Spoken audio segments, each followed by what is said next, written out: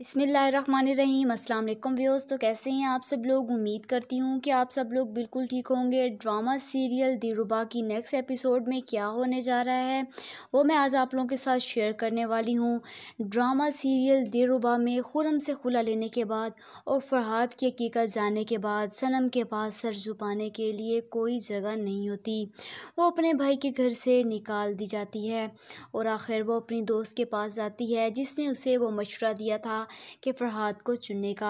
आखिर वो भी उसे कह देती है कि शायद तुमने कोई ऐसा काम किया होगा जिससे तुम्हें इसकी सज़ा मिली है। सनम उसकी बातें सुनकर चुप रहती है और आखिर अपनी बहन को फ़ोन करके सब बताती है कि मैंने खुर्रम से तलाक ले ली है। ये सुनकर इरम भी बहुत ज़्यादा परेशान हो जाती है। आखिर सनम एक बार फिर अपने माँ बाप के घर आ जाती है और वहाँ पर आकर कहती है कि मेरा हक़ है यहाँ पर, मैं यहाँ पर रहूँगी। अरसलान भाई कौन होता है मुझे घर से निकालने वाला? वो इरम के साथ लगकर बहुत ही ज़्यादा रो रही होती है।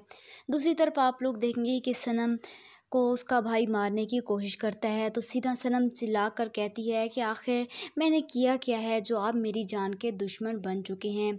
उसी जगह वहाँ पर सभी भी मौजूद होता है, वो ये सब देख लेता है।